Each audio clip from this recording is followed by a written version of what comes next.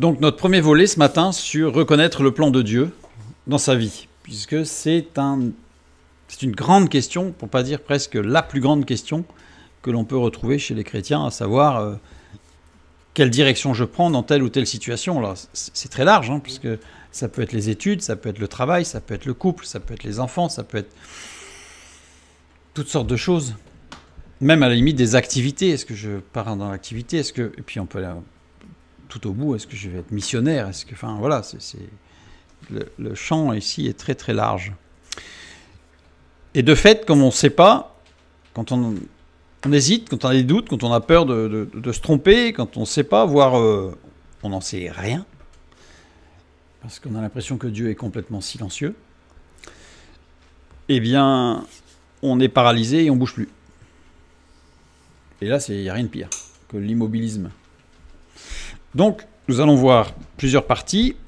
Aujourd'hui, ce que j'appelle la double vision. Et c'est de là que vient surtout le problème, de la double vision. Dans Job chapitre 33, le verset 14, nous lisons « Dieu parle cependant, tantôt d'une manière, tantôt d'une autre, et l'on n'y prend point garde. »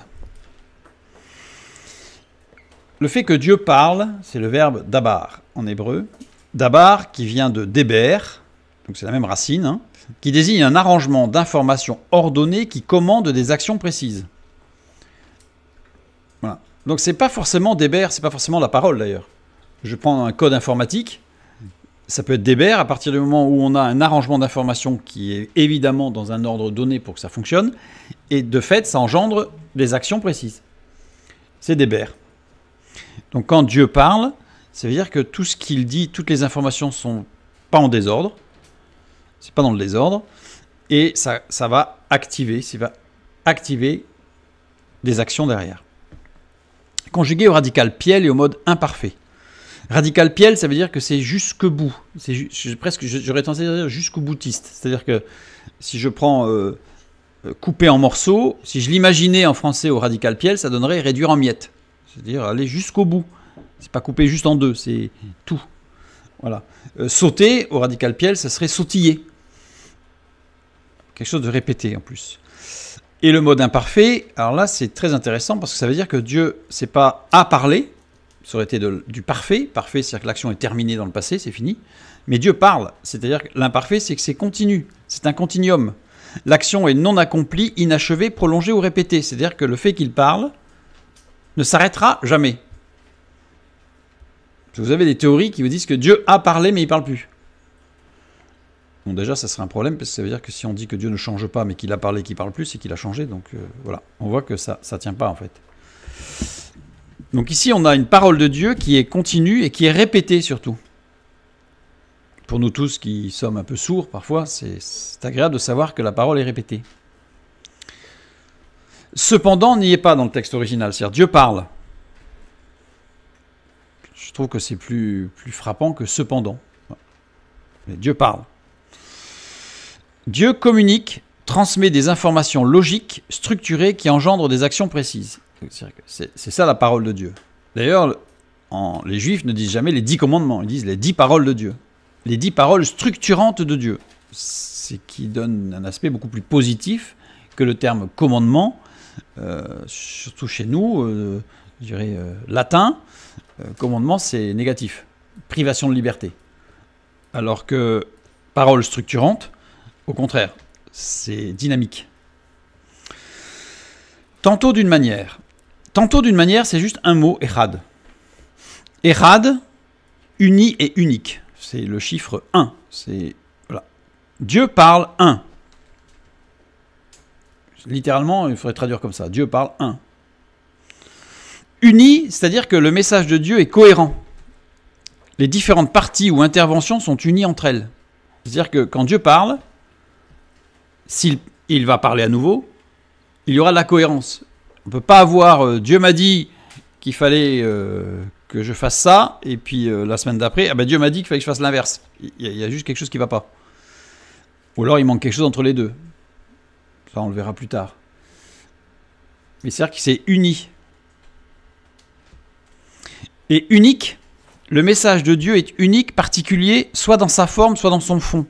il se remarque. C'est-à-dire que il ne faut pas passer un temps fou à se dire « Ouais, alors peut-être que là, je peux supposer que Dieu m'a parlé. » Si Dieu a parlé, Dieu a parlé. Et vous le saurez. Ça ne veut pas dire qu'à chaque fois qu'il va parler, vous le saurez, mais c'est-à-dire qu'à chaque fois qu'il parle, ça intègre une partie, on verra ça la prochaine fois, une partie, on l'intègre, et d'un seul coup, tout va s'unir. On va dire « Ah, ça y est, il manquait un élément, et boum, le puzzle se fait. Je vois le puzzle. » C'est-à-dire que quand Dieu parle, c'est unique, c'est particulier. Ça ne fait pas comme tout le reste. C'est différent.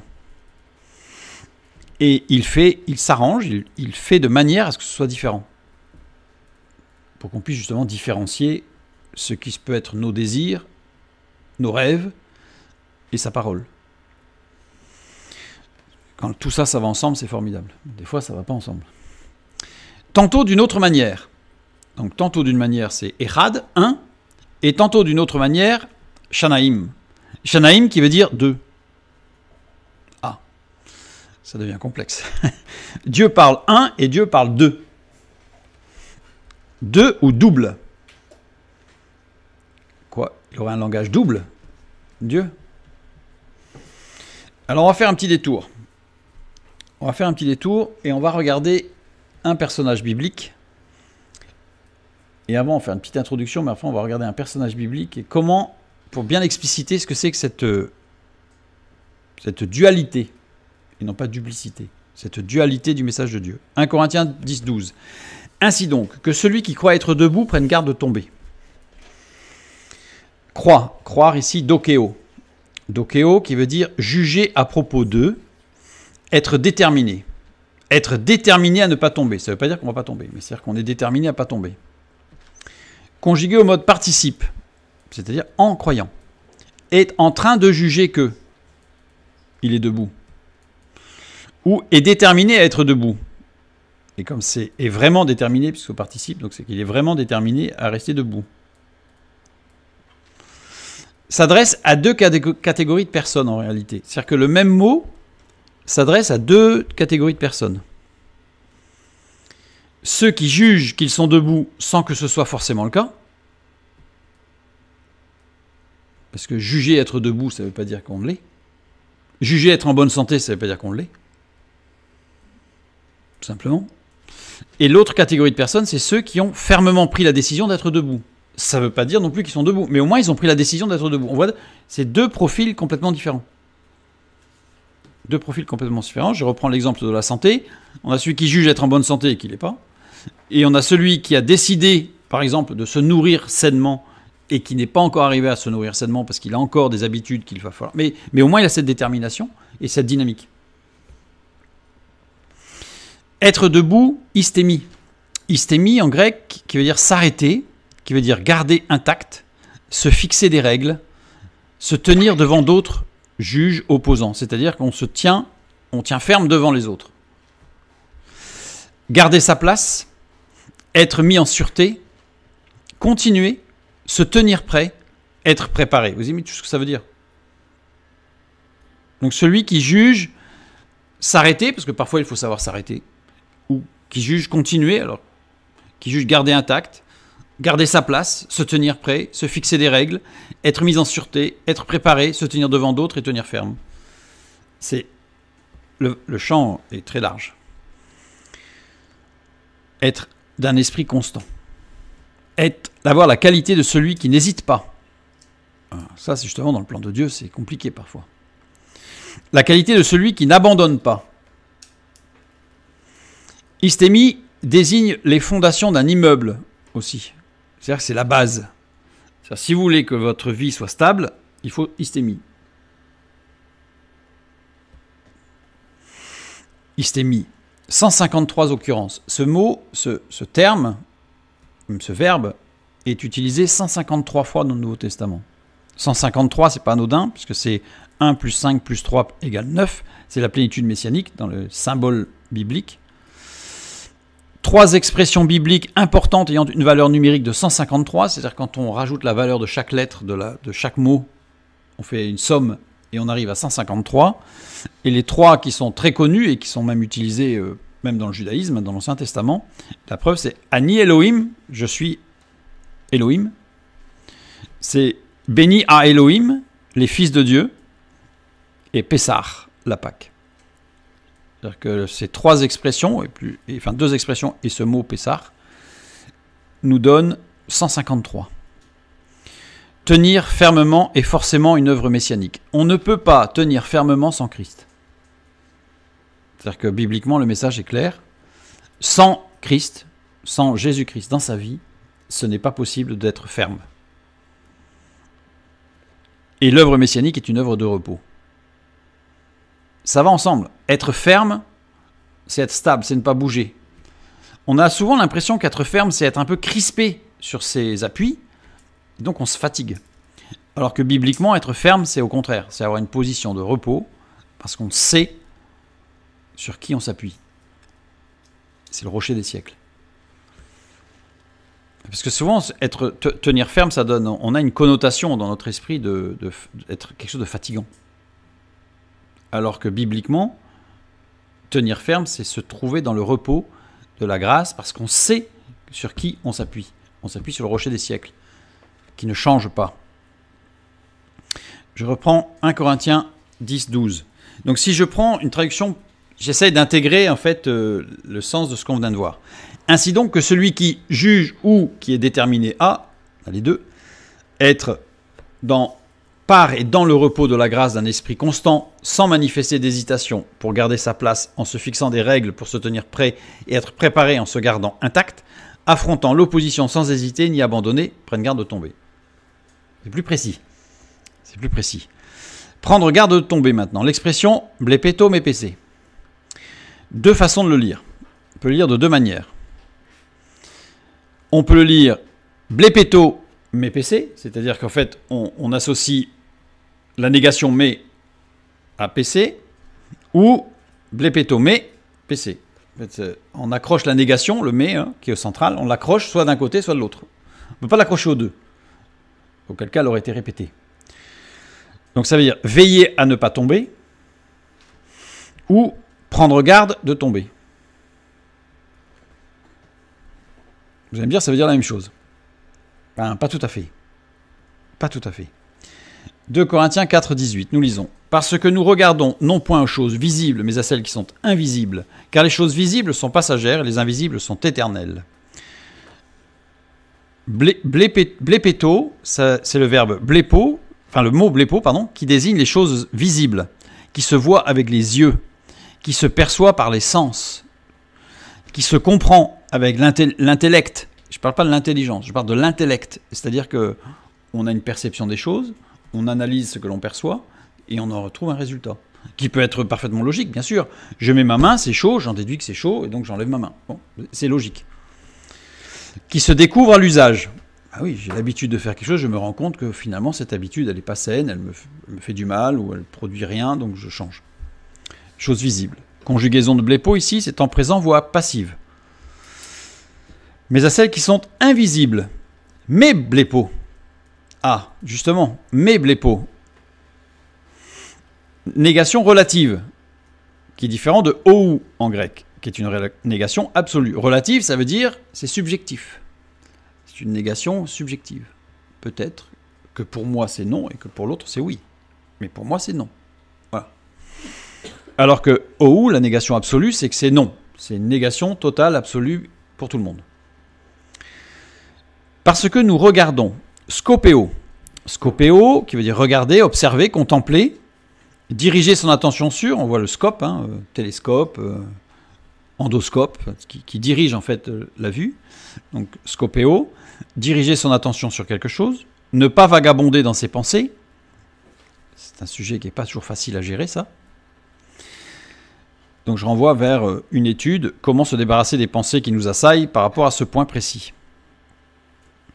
Ici, on a mes blepo. Regarder aux choses invisibles n'exclut pas de réfléchir et de regarder ce qui se passe, puisque c'est relatif. Mais à celles qui sont invisibles, c'est relatif. Mais blepo, il faut juger pour savoir si c'est bon ou pas bon. Il y a des choses, on n'a pas besoin de réfléchir pour juger si c'est bon ou pas bon. Des choses, on sait que c'est pas bon. Ou d'autres, on sait que c'est bon. Notre vision dépasse ce qui est visible, littéralement. C'est-à-dire qu'en fait, il faut aller au-delà du visible. C'est une évidence. Autant dans le négatif que dans le positif. Vous avez parfois des gens, vous rencontrez des gens qui sont formidables, à tout niveau, mais quand on regarde au-delà de ce qui se passe dans le contact concret, physique, sensoriel, avec l'ouïe, la vue, etc., ben on se rend compte que non, c'est pas beau. Comme on dit parfois, quand on gratte le vernis dessous, c'est pas beau. Donc il faut être capable de juger des choses, de regarder avec attention. Nous ne regardons pas, dans la première partie des phrases, aux choses visibles, aux circonstances passées, présentes ou futures, à notre compréhension du plan de Dieu. On ne s'arrête pas à notre compréhension du plan de Dieu, c'est-à-dire que, ah oui, je suis sûr c'est comme ça, mais il faut aller plus loin que la première information qu'on peut avoir ou la première impression qu'on peut avoir.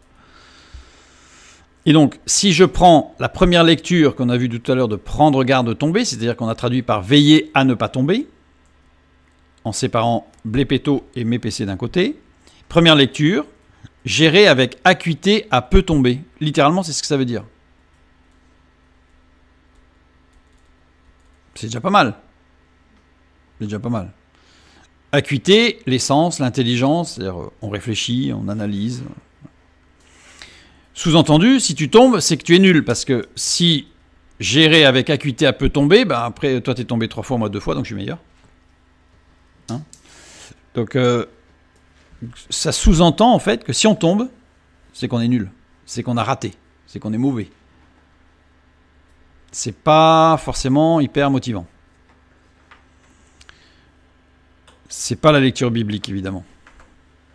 Puisque si je prends la lecture biblique maintenant, de l'autre lecture possible, la seconde lecture possible, au regard de 2 Corinthiens 4, 18, c'est « ne gère pas qu'avec acuité au risque de tomber ». Le sens n'est pas du tout le même. C'est-à-dire que justement, je ne gère pas ma vie qu'avec ce que je vois, j'entends, je touche, je sens et je ressens. Je gère ma vie avec ce qui se passe au-delà de ce que je vois, j'entends, je touche. C'est-à-dire le monde spirituel. Et dans ce cas-là, les choses vont changer. Si je passe ma vie à essayer de tout gérer, de tout maîtriser, il va y avoir des chutes. De toute façon, on n'est pas parfait, donc de toute façon on sait, mais il va y avoir des chutes à cause de cette gestion-là. Alors que si on regarde au-delà et qu'on essaye non plus de gérer qu'avec acuité, c'est-à-dire qu'avec notre intelligence, ça ne veut pas dire qu'il ne faut pas utiliser notre intelligence. Ça ne veut pas dire qu'il ne faut pas utiliser ce que Dieu nous a donné dans notre capacité d'analyse, de perception, etc. Mais il ne faut pas que ce soit que ça. Il ne faut pas que ce soit que ça. Acuité, sens, intelligence. Donc là, ça veut dire, ici, c'est-à-dire que je dois veiller à ce qui se passe, mais ne pas me laisser impressionner par ce qui se passe, de telle sorte à me baser sur ce que j'ai pu analyser. Il faut que mon analyse, il faut que je la porte à Dieu au travers de la parole de Dieu. On va voir un exemple tout à l'heure, concret. Donc je reprends 1 Corinthiens 10, 12 et j'avance un peu plus, et la fin de « ne gère pas qu'avec acuité au risque de tomber ». Maintenant, on va regarder un peu tomber, pipto. Pipto, conjugué à l'aoriste second et au mode subjonctif. C'est-à-dire que l'aoriste second, ça veut dire qu'il y a quelque chose qui va impacter la vie spirituelle, qui va impacter ma vie pour l'éternité. Donc là, ça devient du sérieux. C'est pas juste un coup, une expérience comme ça. Le mode subjonctif, ça veut dire au risque de. C'est-à-dire subjonctif, c'est possible que ça se produise et c'est possible que ça se produise pas selon les circonstances et selon comment je vais gérer justement. Alors oui, ce second, justement, les conséquences ne sont pas immédiates, mais certaines dans le futur. C'est certain, il va y avoir des conséquences dans le futur. Peut-être que là, maintenant, personne ne va s'en rendre compte, et puis que oui, ça va passer comme une lettre à la poste, un jour sans grève, et hop, tout va bien se passer. Mais non, ça laisse des traces. Pipto vient de pétomai. Pétomai, qui veut dire s'envoler. Égale se perdre, être perdu. Ça s'envole. S'envoler, on peut avoir l'impression, pour ça que j'ai rajouté ça, parce qu'on peut avoir l'impression que ça peut être formidable. Je m'envole vers un avenir radieux. Et là, c'est s'envoler comme un oiseau qui, hop, et on ne sait plus où il est. Pipto, ça veut aussi dire se prosterner. Se prosterner, sans notion d'obéissance, de soumission consciente et ou voulue. C'est juste se prosterner. C'est-à-dire, ça peut être juste pour se prosterner, pour saluer quelqu'un, par exemple. Mais il n'y a pas de notion d'obéissance ou de soumission. C'est juste un respect. Propipto, qui veut dire là, se prosterner avec la notion de soumission et d'obéissance. Se prosterner devant Dieu. Dans certains textes bibliques, vous avez des gens qui se prosternent devant Jésus, c'est pipto. C'est-à-dire qu'en fait, ils ne sont pas du tout venus pour adorer, pour reconnaître le Messie. Ils sont là, ils ont le respect, ils disent bonjour, c'est respectueux. Et malheureusement, dans le texte en français, on a l'impression qu'ils se prosternent devant Dieu, mais non, devant Jésus, mais non, ils saluent. Par contre, les mages, eux, ils se sont prosternés, c'est propipto. Donc les mages sont venus et ils ont adoré le Fils de Dieu. Ils ne sont pas venus en disant, bon, un grand roi, respect. Se prosterner, pipto, c'est sans notion de révérence ou de soumission protocolaire. C'est-à-dire que c'est vraiment quelque chose de... On n'est même pas dans le protocole, c'est quelque chose de naturel. Voilà, bon, je salue, bonjour, ça va. Sinon, ça aurait été proskunizai. Bien. Désigne une soumission contrainte, inconsciente, pipto. C'est-à-dire qu'en fait, je ne suis pas conscient que je me soumets, je suis pas... Voilà, je fais quelque chose par... Ça peut être par habitude. Si c'est par habitude, c'est quand même une contrainte. Puisqu'en fait, c'est une contrainte à laquelle je n'ai même pas conscience. Parfois, vous faites des choses, les gens qui sont addicts, parfois ils font des gestes, ou quelqu'un qui a arrêté de fumer, parfois il fait encore le geste de mettre la cigarette à la bouche alors qu'il ne l'a pas. C'est encore un geste, en fait, et donc c'est une contrainte inconsciente. Acuité, nous avons vu les sens, l'intelligence. Nous avions déjà vu dans d'autres études que nous sommes corps, âme, esprit. Nous avons été créés esprit, âme et corps, c'est-à-dire que c'est l'esprit qui commandait l'âme et qui commandait le corps. Les sens et l'intelligence doivent demeurer soumis à l'esprit, qui est lui-même nourri de l'esprit, avec un grand E de l'esprit de Dieu, par la parole de Dieu. La nourriture, c'est la parole de Dieu. La nourriture, c'est pas les films, c'est pas la musique, c'est même pas les réunions, c'est même pas les réunions avec les frères et sœurs, c'est pas la partie de football entre copains, c'est ce qui me nourrit, c'est la parole de Dieu. C'est la seule nourriture qui va nourrir mon esprit. Le reste peut faire des choses évidemment intéressantes et qui sont utiles, mais la nourriture pour l'esprit, c'est la parole de Dieu. Ici, qui vient et qui pénètre au plus profond de notre âme, de notre esprit, âme et corps.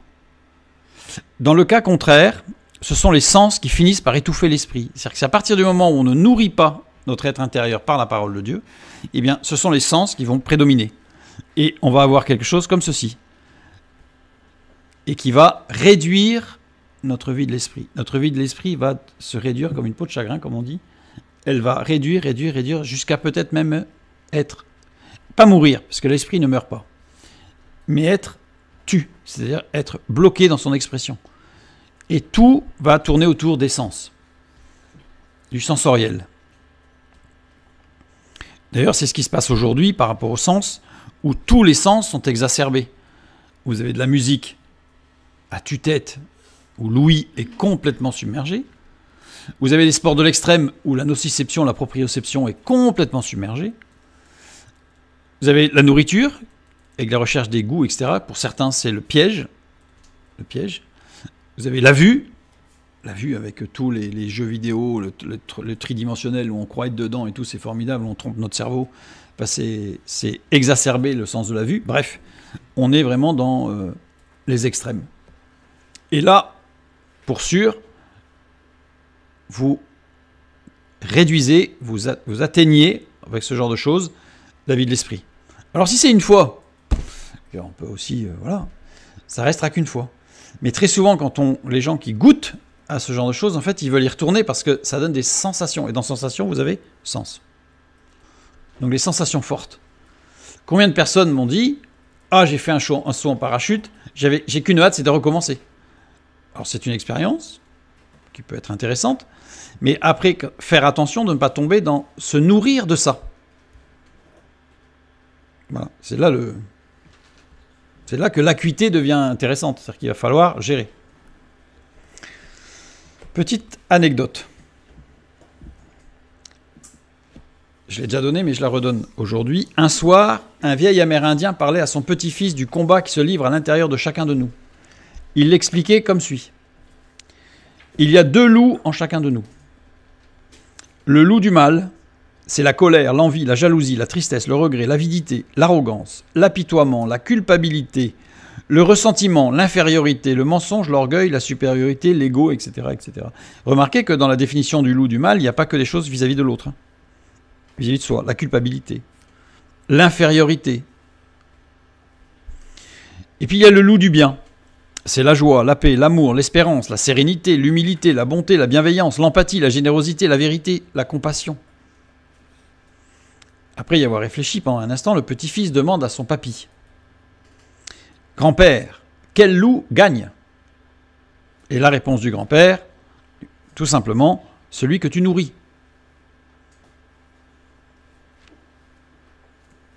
Lequel nourrissons-nous ? Nous nourrissons nos sens ou nous nourrissons l'esprit ? La victoire sera au... C'est là que vous allez déterminer où sera la victoire. Le loup du mal, c'est l'individualité ou la réalité matérielle. Le loup du bien, dans l'explication du grand-père, c'est la personnalité, la réalité spirituelle de mon être. Galates 5, 17. Car la chair a des désirs contraires à ceux de l'esprit, et l'esprit en a de contraires à ceux de la chair. Lequel nourrissons-nous ?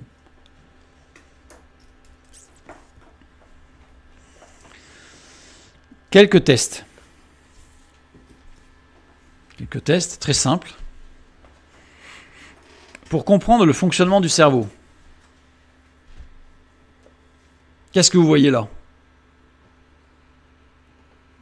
Un lapin ?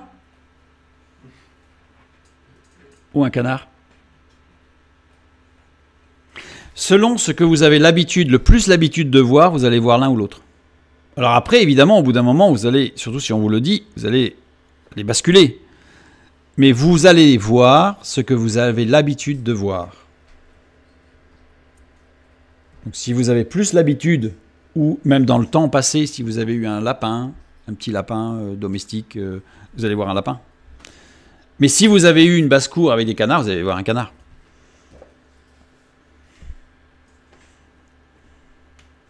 Le ou. Mais essayez de voir les deux en même temps. Vous ne pouvez pas. Vous ne pouvez pas voir les deux en même temps.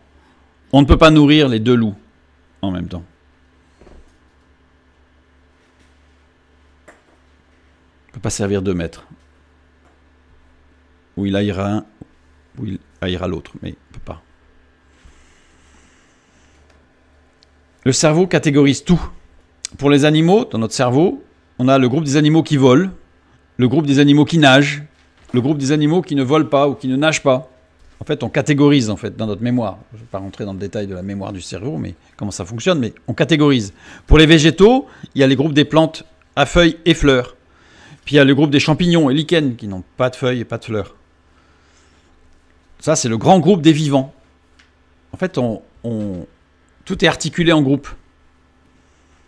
Les objets terrestres. On a les solides, les liquides. Puis on va voir les gazeux aussi. Les objets célestes. On va voir les solides, les gazeux justement. Ça, c'est le grand groupe des non-vivants. Et on a le super groupe de la nature. Tout ça, c'est des groupes en fait. Dans notre cerveau, il faut tout est groupe. Il y a le super groupe des artefacts, donc tout ce qui est construit. Puis on a le super groupe des êtres humains, dans lequel on va encore scinder. Mais ce qui va être intéressant, c'est de voir que parfois, les groupes et les sous-groupes ne vont pas être les mêmes d'une personne à l'autre, évidemment, selon son environnement, selon son vécu.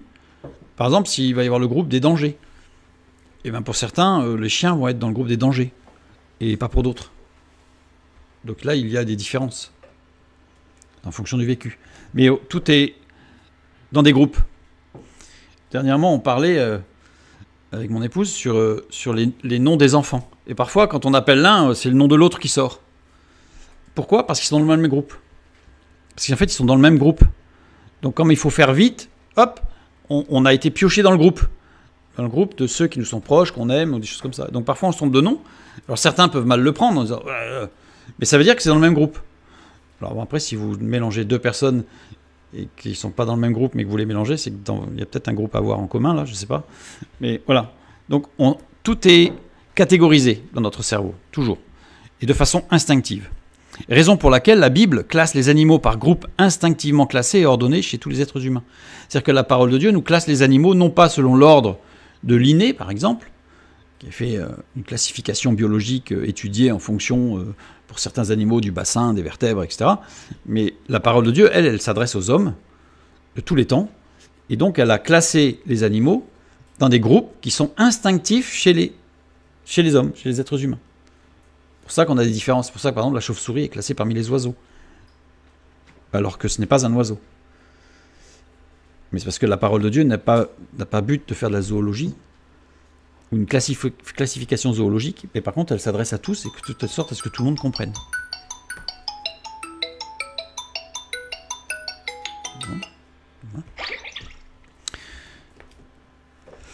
Un autre test pour comprendre. Ici, qu'est-ce que vous voyez? Ici, tout le monde voit le bébé, bien sûr. Vous voyez, en fonction d'un tas de choses, vous voyez mieux le bébé là? Donc, en fonction de votre vécu, de ce que vous pensez, de ce que vous avez vécu, de ce que vous désirez, de ce que vous ne désirez pas, enfin d'un tas de choses, votre cerveau va voir l'un ou l'autre.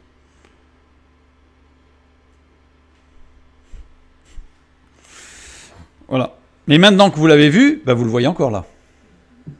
Évidemment. Donc l'intérêt, parfois, c'est de certaines choses, avec la parole de Dieu, c'est de les voir, parce qu'après, on va les reconnaître.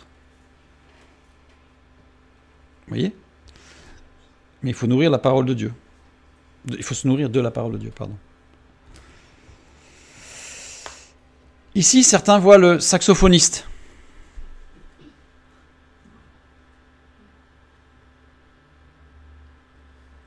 En rouge, vous le voyez bien, le saxophoniste. Mais maintenant, vous le voyez dans le noir. D'autres voient une jeune femme. Mais vous ne pouvez pas voir les deux en même temps. Et maintenant, si je vous montre, vous pouvez décider de voir l'un ou l'autre. Vous pouvez pas voir c'est difficile de voir les deux en même temps. Vous pouvez passer de l'un à l'autre très vite, mais vous ne pouvez pas voir les deux en même temps.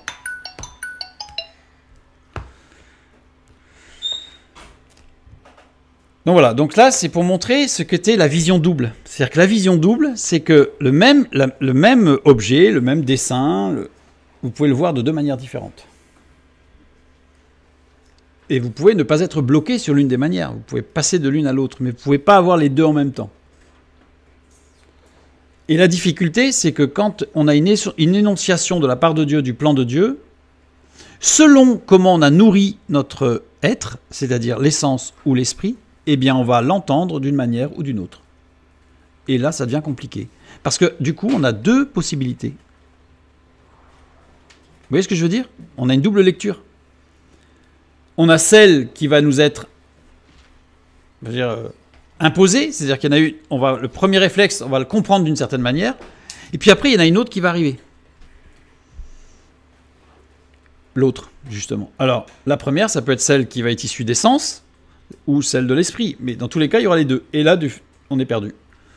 Là, on ne sait plus. C'est là la difficulté. Dieu n'impose pas sa vision des choses. Il donne toujours les éléments pour la comprendre, mais parce qu'il pourrait dire, c'est moi Dieu, donc maintenant c'est comme ça. Donc toi tu fais ça, et toi tu fais ça. Et du coup, on n'aurait aucun choix. Même si sa parole était tellement puissante qu'elle est écrasante, en fait, on n'a aucune solution pour dire, non mais moi je veux pas, il n'y aurait plus d'amour là. C'est-à-dire que, comme je dis toujours, si vous êtes marié ou si vous avez une fiancée ou un fiancé, vous l'aimez tellement que vous ne voulez pas qu'il lui arrive quelque chose. Donc vous l'enfermez dans une pièce capitonnée avec tout ce qu'il faut. C'est pas de l'amour. Et pourtant l'intention c'est qu'il se passe, c'est qu'elle soit pas agressée, que la personne, que elle ou lui, mais qu'il se fasse pas mal. Donc c'est capitonné, il y a du coton partout. Enfin non, vraiment c'est pas possible. Ou si vous avez des enfants. Vous n'allez pas les élever dans une boîte de coton et puis lui interdire de faire du vélo, lui interdire de courir, lui interdire de sauter, parce que si jamais il se fait mal, enfin, non, c'est pas vivable en fait. Pourtant l'intention c'est qu'il se fasse pas mal, mais on sait qu'un enfant, le jour où on lui apprend à faire du vélo, on sait qu'il va tomber. Qui peut dire de toute sa vie qu'il a fait du vélo et qu'il n'est jamais tombé, même pas une fois? Pas possible. Des rollers, il va tomber. Bref. Mais on fait tout pour que la chute soit la moins douloureuse possible. Comme ça, il va comprendre que les choses, on ne fait pas. Et Dieu, il travaille pareil, c'est notre Père. Donc, il répète, et c'est là l'imparfait qui est important, c'est que l'action de parler, Dieu parle à l'imparfait, c'est-à-dire qu'il répète. Mais il répète son message pour nous amener à comprendre sa volonté. C'est-à-dire que si on est dans le doute, on dit « Seigneur, je suis dans le doute ». Alors on prend le temps, on reste dans le repos, on tient ferme. Je suis dans le doute. Gédéon était dans le doute. Il a eu une toison. On se dit, attends, moi j'aurais eu une toison comme ça, c'était bon. Hein. Il a eu le doute. Il en a posé une deuxième. Et Dieu parle à l'imparfait. Il ne parle pas qu'une fois en disant, mais si tu n'as pas compris, dommage, je peux prendre quelqu'un d'autre. Comme des parents avec leur enfant. Quel parent peut imaginer l'éducation en disant, je te l'ai dit déjà une fois, oh. Ça ne marchera jamais. Ça ne marchera jamais. D'ailleurs, il n'y a pas besoin des enfants, mais adultes, déjà, il faut nous répéter déjà. Alors. Dieu répète son message, prenons le temps de l'écouter. Et quand il va y avoir une répétition, 2 répétitions, et puis si on est à moitié sourd, il y aura peut-être 5 répétitions, mais... Par contre, il faut être honnête devant Dieu, parce que Dieu sait très bien quand on a compris et qu'on ne veut pas. À ce moment-là, il n'insistera pas. Mais il va nous amener à la comprendre. Un exemple de double vision, un exemple biblique, je vais presque parler de dramatique et en même temps de merveilleux, de l'impact de la double vision et quand on a un exemple vraiment concret dans la parole de Dieu qui est extraordinaire. Judas. Dans Jean 13, 26, nous lisons « Jésus répondit, c'est celui à qui je donnerai un morceau trempé. Et ayant trempé le morceau, il le donna à Judas, fils de Simon l'Iscariote. » Judas, Yehudas, qui vient de l'hébreu Yehuda, qui veut dire que Dieu soit loué. Un nom extraordinaire quand même. Que Dieu soit loué. Formidable. Judas aimait Jésus. Sinon, il n'aurait pas suivi Jésus pendant 3 ans. Donc, Judas aimait Jésus. Fils de Simon. Simon, qui vient de l'hébreu Shimon, qui veut dire désert, solitude, effroyable. Donc, Judas est passé par des choses pas drôles. Mais ça veut dire aussi qui entend. Et d'ailleurs, souvent, dans la parole de Dieu, le désert est synonyme de moment mis à part par Dieu pour que justement nous puissions l'entendre, être hors des bruits du monde. Judas est le fils de la solitude. Il s'est construit dans la solitude, Judas. Judas est le résultat de quelqu'un qui entend, mais qui reste seul, qui ne s'intègre pas aux autres disciples. C'est Judas. Ça va lui donner un préjudice monumental. Iscariote, Iscariotes, en grec, qui vient de Sicarios, sachant que c'était les sicaires, lien avec les sicarii. Les sicarii, c'était des zélotes qui commettaient des assassinats armés d'une sica, un petit poignard qui était caché dans l'avant-bras de leurs vêtements, qu'ils avaient en permanence. Les sica, justement, petit poignard recourbé. Les zélotes, nombre de zélotes attendaient l'avènement du Messie militaire. C'est-à-dire que les zélotes, ils attendaient un Messie qui allait bouter les Romains hors d'Israël et amener Israël à retrouver une puissance politique qui allait imposer au monde le judaïsme. Ça, c'était les zélotes. Judas aimait Jésus, mais il n'a pas compris le plan de Dieu. Le fait de rester seul, isolé, il est intelligent, Judas. Il connaissait plein de choses, Judas. Mais il ne s'intégrait pas aux autres. Résultat, il analysait en cercle fermé tout, là. Et le fruit de son analyse a été catastrophique.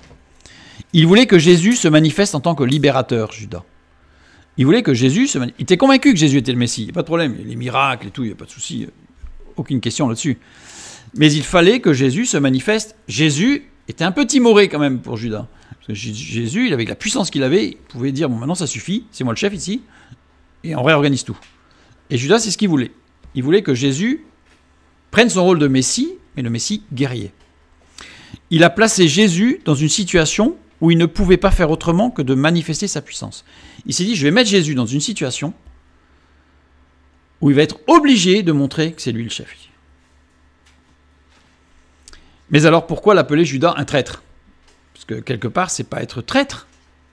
C'est qu'il avait des intentions qui étaient bonnes pour lui, c'est-à-dire révéler le Messie. Révéler Jésus comme Messie. Luc 6,16, nous lisons, Jude, fils de Jacques, et Judas l'Iscariote qui devint traître. Un traître, c'est celui qui trahit. Le mot traître ici, c'est prodotes. Prodotes en grec, qui vient de prodidomie, avec la particule pro, qui désigne la cause de, le début de l'action, et didomie, donner quelque chose à quelqu'un, exposer, donner la parole. En fait, c'est celui qui a fait quelque chose pour donner la parole à Jésus, pour l'exposer, pour dire « Allez, vas-y, je t'ai mis un tapis rouge, maintenant il n'y a plus qu'à. » C'était Judas. Et Judas Iscariote qui fut la cause de l'exposition de Jésus. Littéralement, il n'est pas parlé de traîtrise. Le mot grec employé dit « celui qui a exposé Jésus », qu'il a mis en avant. On imagine quelqu'un, par exemple un artiste, par exemple, qui a un talent mais extraordinaire et qui n'ose pas aller sur l'estrade. Et puis il y a quelqu'un qui par derrière le pousse et dit vas-y, et hop, il s'emballe et il arrive au milieu de la scène et tout le monde l'applaudit. C'est ce que voulait Judas. Il dit Jésus, je vais t'aider. T'as pas été très bon sur le coup de la com, je vais faire du marketing, tu vas voir, je vais t'aider. C'était ça Judas. Donc en fait le fond n'était pas mauvais, il n'avait pas compris. Luc 22, 21. Cependant, voici, la main de celui qui me livre est avec moi à cette table. C'est Jésus qui parle. Livre, le verbe livrer ici, paradidomie. C'est plus prodidomie, c'est paradidomie. Paradidomie avec para au départ, employé avec des verbes de mouvement, aller, venir, apporter, donner. Donc c'est celui qui pousse sur l'estrade, vous voyez. Désigne une origine, un point de départ ou le point d'arrivée, le but à atteindre. C'est exactement ça. Didomie, donner quelque chose à quelqu'un. C'est-à-dire, une fois de plus, on a vu exposer, donner la parole. Donc c'est vraiment Judas, celui qui a poussé Jésus. La main de celui qui va m'exposer est avec moi à table. Et Judas, il se dit, mais c'est une parole pour moi, ça. Jésus est en train de confirmer ce que je suis en train de faire, là. Dans sa vision des choses. Vous voyez ce que je veux dire? Dans son analyse, Jésus confirme. Waouh, j'ai une confirmation. Matthieu 26, 15. Et il dit, « Que voulez-vous me donner et je vous le livrerai ?» Et ils lui payèrent 30 pièces d'argent. Que voulez-vous? Que, tis. Pronom indéfini utilisé pour ne pas définir précisément qui est la personne, mais désigner ce à quoi elle est apparentée.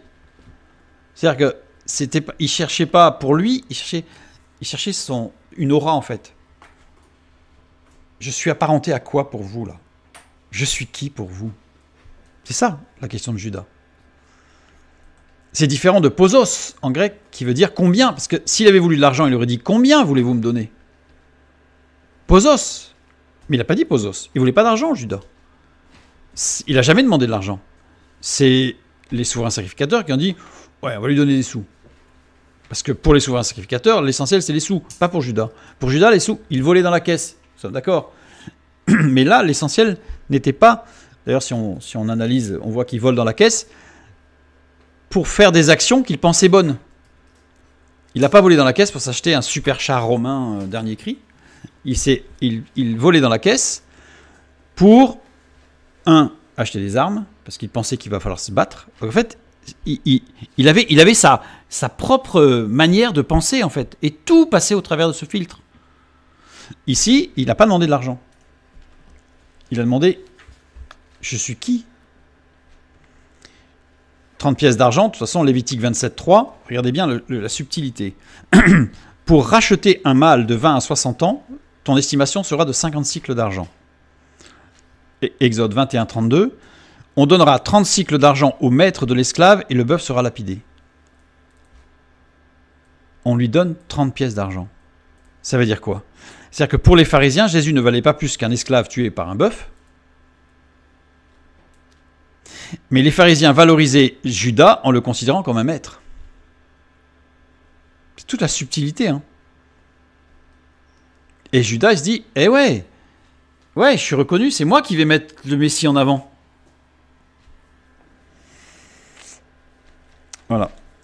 Voilà Judas, l'état d'esprit de Judas. Dans la parole de Dieu, on voit bien l'état d'esprit de Judas en fait. C'est pas la traîtrise. Il ne va pas vendre Jésus pour 30 pièces d'argent, il n'a rien demandé. Hein. Je vous dis, ça aurait été combien vous me donnez? Il n'était pas dans le business là. Après, que voulez-vous? Télo. Vouloir dans un sens proche de consentir. C'est-à-dire, qu'est-ce que vous consentez à voir en moi? Judas venait de demander une grâce. Oui, son objectif, c'était de mettre Jésus sur la scène. Donc il se dit, là, il y a un billet, je peux y aller. Donc il demande la faveur, une faveur. Pouvoir mettre Jésus sur le devant de la scène. Si ça avait été un traître, il n'aurait pas demandé une faveur. Il aurait dit, je vous l'amène et puis c'est bon. Vous me donnez des sous. Au contraire, il serait venu, non pas à demander une faveur, mais à dire, j'ai un truc que vous voulez, il va falloir qu'on discute. Je vous le livrerai, par didomie, que nous avons vu tout à l'heure. Que voulez-vous me donner didomie? Donc il y a tout un jeu en fait avec le verbe didomie.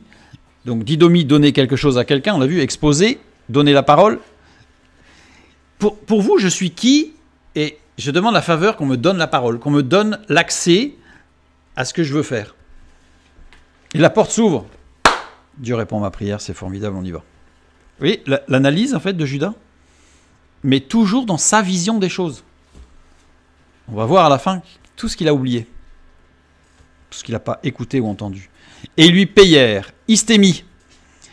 Istémie, établir, fixer des règles, ordonner de se tenir en présence d'autres, devant des juges, devant les membres du Sanhédrin. Ici, voilà, il établit des règles, ils lui payèrent, mais suivant une règle, c'est la règle du Lévitique ou de l'Exode. Et là, en l'occurrence, c'est dans l'Exode. Et le fait de se tenir en présence d'eux, c'est donner la parole.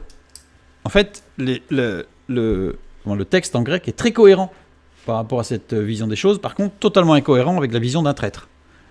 Puisque la structure grecque ne va pas du tout, on ne peut pas être lu et interprété comme étant Judas le traître. Par contre, Judas, celui qui veut exposer Jésus, oui. Tout va dans ce sens. Matthieu 27, 3 et 4. Alors Judas, qui l'avait livré, voyant qu'il était condamné, se repentit et rapporta les 30 pièces d'argent aux principaux sacrificateurs et aux anciens en disant « J'ai péché en livrant le sang innocent. » Ils répondirent « Que nous importe, cela te regarde. » Là, Judas, il comprend un peu tard. « J'ai péché, amartano. » Amartano, littéralement, c'est celui qui a un faux état d'esprit. J'avais un mauvais état d'esprit. J'étais dans l'esprit, la première épître de Jean va employer l'expression, dans l'esprit de l'erreur. Et je n'étais pas dans l'esprit de la vérité. Judas ne voulait pas vendre Jésus. Sinon, il aurait gardé les pièces. Il dit, ça y est, il est mort, j'en ai rien à faire, j'ai eu mes sous et c'est bon. Non. Il ne voulait pas de l'argent. Il n'a pas demandé d'argent, on lui a demandé de l'argent, mais il a ramené l'argent. Il voulait amener Jésus à s'expliquer et à montrer sa puissance officielle. Officiellement, il voulait que ça soit grandiose. S'il avait pu louer un Stadium Park, il aurait loué le Stadium Park pour mettre Jésus au milieu, quoi. Mais non, c'était pas ça. Marc 14, 44 et 45. Nous continuons avec Judas. Celui qui le livrait leur avait donné ce signe. Celui que je baiserai, c'est lui. Saisissez-le et amenez-le sûrement. Dès qu'il fut arrivé, il s'approcha de Jésus disant « Rabbi » et il le baisa. C'est le moment ultime que souvent on considère comme étant la traîtrise. Regardons le texte. Amenez-le sûrement. Asphalos. Asphalos, de façon attentive, qui inspire la confiance, ce sur quoi on peut compter. C'est-à-dire que c'était pas un terme qui voulait dire allez, vous le souquez là. Non, c'était au contraire. Vous le prenez et il faut que tout se fasse dans la confiance. On voit que Judas qui quand même veille sur Jésus. Il sait qu'il est tout puissant, mais bon, il fait les choses, je dirais, bien dans sa vision des choses. Judas savait que Pierre était capable de réagir et que les autres suivraient peut-être. Parce que Pierre avait dit, Marc 14, 31, mais Pierre reprit plus fortement, quand il me faudrait mourir avec toi, je ne te renierai pas, et tous dire la même chose. Donc là, Judas, il savait que Pierre, fallait un peu se méfier de Pierre quand même. Pierre, il était capable de bouger. D'autant plus que nous apprenons dans Jean 18, 10, Simon-Pierre, qui avait une épée, la tira, frappa le serviteur du souverain sacrificateur et lui coupa l'oreille droite. Ce serviteur s'appelait Malchus. Il avait une épée en plus, Pierre. Ça pouvait faire du grabuge, ça pouvait finir en combat. Donc Judas dit, tout dans la confiance. On n'est pas là pour se battre. Et il s'approcha de Jésus. Le verbe s'approcher, c'est proserkomai. Proserkomai, pardon. Ça veut dire s'avancer en opposant, en ennemi. Alors on peut comprendre quand même qu'il y avait une opposition entre Judas et Jésus, puisque Judas, lui, était convaincu que Jésus allait lui dire merci, qu'il est content. On va le voir. Il était convaincu. Mais ce n'est pas le cas. Ça veut dire aussi s'avancer pour négocier, pour trouver un arrangement. Donc là, oui, on est dans le sens où Judas vient voir Jésus avec l'idée de pas forcément de négocier, mais de trouver un arrangement en disant « J'ai trouvé le truc qui va te mettre en avant, Jésus, ça va être top. Tu vas voir. » En disant « L'ego, Rabbi ». L'ego, ça veut dire déclarer, ça veut dire affirmer, ça veut dire maintenir. L'ego, Judas a déclaré, affirmé ou maintenu quelque chose auprès de Jésus. On ne peut pas dire que Rabbi s'applique à l'ego. C'est-à-dire que, à la limite, on pourrait imaginer qu'il a déclaré Rabbi, pourtant ça faisait un moment qu'il l'appelait Rabbi, donc ce n'est pas une déclaration nouvelle. Hein, voilà. Il ne pouvait pas affirmer Rabbi et maintenir Rabbi, enfin, ça ne va pas. Mais le titre Rabbi, qui est habituel, ne convient pas à l'ego, au verbe l'ego. Parce que là, c'est une salutation, ce n'est pas une affirmation. Donc ça veut dire que, qu'a-t-il déclaré, affirmé ou maintenu à Jésus? C'est-à-dire que Judas a dit quelque chose à Jésus. En plus de Rabbi. Qu'est-ce qu'il a dit? On va le savoir dans Matthieu 26, 49. Et aussitôt, s'approchant de Jésus, il dit « Salut, Rabbi !» Et il le baisa. Ah, il a dit un truc de plus. Salut. Alors, on va reprendre ce terme salut, qui est kairo. En grec, kairo, qui veut dire se réjouir dans son cœur, secrètement, car il y a un vrai sujet de réjouissance. Réjouis-toi, Jésus, ça y est. Ça y est, on tient le bon plan. On va y arriver. Il était toujours dans son mode de... Il avait double vision, il n'a pas pris la bonne, Judas. Et pourtant, il a considéré des paroles de Jésus comme des... Bah, attends, j'ai confirmé quand même. Il m'a donné le bout de pain et tout, et j'ai confirmé quoi. Judas dit à Jésus, « Réjouis-toi dans ton cœur, Rabbi, car tout est bon. » Ça y est, c'est bon. Voilà ce qu'il a dit. C'est pour ça qu'il y a l'ego. Puis il le maintient. C'est bon, Jésus. Presque à la limite un clin d'œil à Jésus. C'est bon, là. Imaginez la situation. On n'est pas du tout dans le traître. Le verset suivant, 50. Jésus va répondre. Jésus lui dit, « Mon ami, ce que tu es venu faire, fais-le. » Alors ces gens s'avancèrent, mirent la main sur Jésus et le saisirent. Jésus dit « Épo ». Il n'a pas dit « l'ego ». Il a dit « Épo », c'est-à-dire répondre. Dire, parler dans le sens de donner une réponse. Donc Jésus lui répond. Ce n'est pas juste une parole comme ça. Il répond à sa salutation kairo. « Réjouis-toi ». Jésus lui répond « Mon ami ». Jésus répond directement à la... J'ai mis entre guillemets salutation parce que c'est pas une vraie... C'est pas salut en fait. Hein, de Judas. Il lui dit « Mon ami ». Atairos. Atairos, compagnons d'œuvre qui agissent ensemble. Judas il me confirme tout, Jésus, mais c'est formidable. Je suis dans le plan de Dieu, je fonce. Oui, Judas est un ouvrier dans le plan de Dieu. C'est vrai. C'est vrai. Hein. Judas est bien un ouvrier dans le plan de Dieu, là. Même dans son erreur. Ce que tu es venu faire. Ce que, c'est « o » en grec. « O », c'est un mot interrogatif. C'est une question que Jésus pose. Il ne dit pas « ce que tu es venu faire, fais-le ». Il pose une question. Et ce que tu es venu faire, le verbe venir faire ici, c'est pareimi. Pareimi qui veut dire être venu, être à la disposition d'eux, passer de l'un à l'autre, d'une étape à l'autre. C'est-à-dire que littéralement, quelle étape tu es en train de passer là? Vous imaginez la question là, qui met un petit peu un froid quand même là, dans l'élan de Judas. Réfléchis Judas. Et fais-le, il n'est pas dans le texte original. C'est juste une question en fait. Quelque part, toi qui es l'ouvrier dans le plan de Dieu, tu as réfléchi à l'étape que tu es en train de franchir. Là, je pense que Judas, il a dû commencer un petit peu à... Oula. Jésus interpelle Judas en lui posant la question de savoir quelle étape il voulait franchir. Tu fais quoi là? Es-tu sûr? Tout d'un coup, ça devient un peu plus froid. Judas appliquait des éléments des discours de Jésus à sa propre vision du plan de Dieu. Mais il ne filtrait pas ses conclusions. Avec toutes les paroles de Jésus, avec les textes de la parole de Dieu. Il tient son truc là. Et il a interprété toutes les paroles de Jésus comme étant des confirmations de son truc. Il en a oublié. Si Judas avait filtré les paroles de Jésus à travers de la parole de Dieu, si Judas avait intégré toutes les paroles de Jésus dans sa réflexion, il ne se serait pas trompé dans l'étape qui était à franchir. Ésaïe 53, 4. Cependant, ce sont nos souffrances qu'il a portées, c'est de nos douleurs qu'il s'est chargé, et nous l'avons considéré comme puni, frappé de Dieu et humilié. Là, on est loin d'un Messie guerrier victorieux qui écrase tout le monde. Et Jésus l'avait cité avec ses disciples, dans Matthieu 8, 16 et 17. Judas avait chanté. Et puis dans le psaume 118 au verset 22, la pierre qu'ont rejetée ceux qui bâtissaient est devenue la principale de l'angle. Il a été rejeté, Jésus. Le Messie devait être rejeté. Pas accepté par la force, rejeté. Texte cité par Jésus aussi, Matthieu 21, 42. Judas, il l'avait oublié celui-là. Et puis Zacharie 9, 9. Oula, il manque un mot.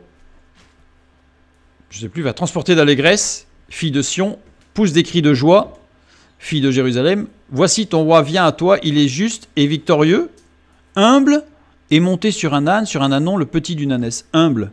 C'est-à-dire qu'il a oublié le mot humble. Texte cité par Jésus aussi. Puis nous avons le psaume 21, 1. Mon Dieu, pourquoi m'as-tu abandonné? C'est quand même fort, hein. Puis Ésaïe 53, 9. On a mis son sépulcre parmi les méchants, son tombeau parmi les riches.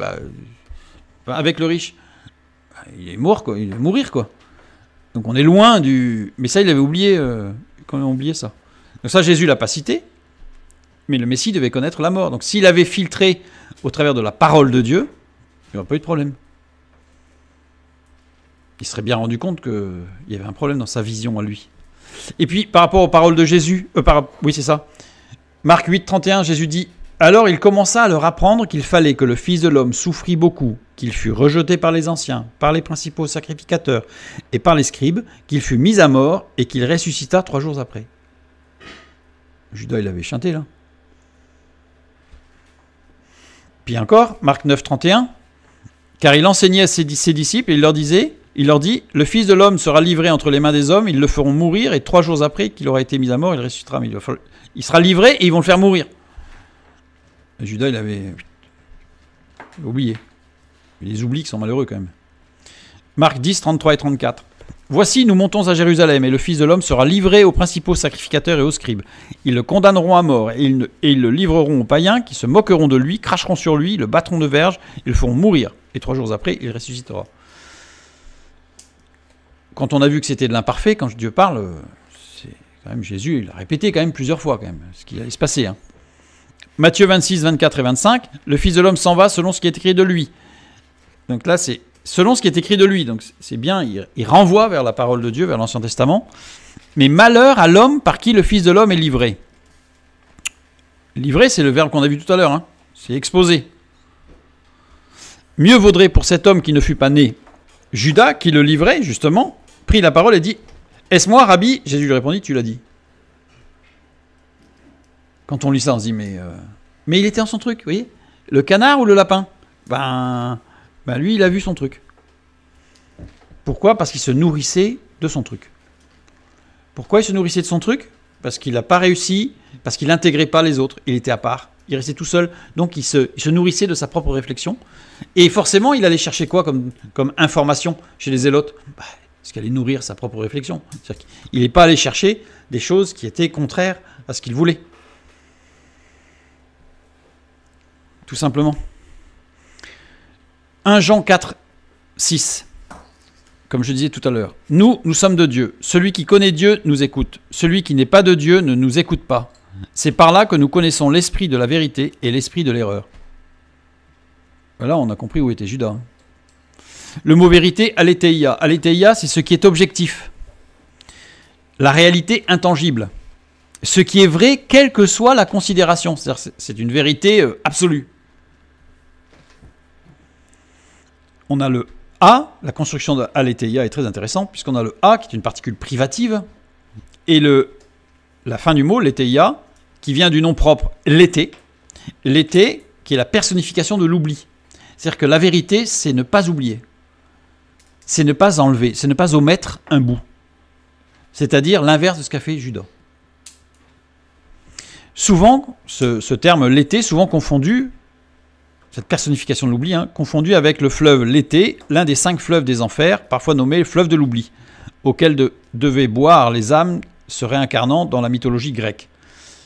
La vérité, c'est l'inverse de l'oubli. Aletheia désigne ce qui serait et saurait ce que saurait un esprit qui n'aurait pas oublié la vraie essence de chaque chose, essences qui sont plus réelles que le monde sensible. La parole de Dieu est plus réelle que ce que vous touchez, ce que vous voyez, ce que vous goûtez, ce que vous entendez. Parce que tout ce que vous recevez de vos sens est illusion.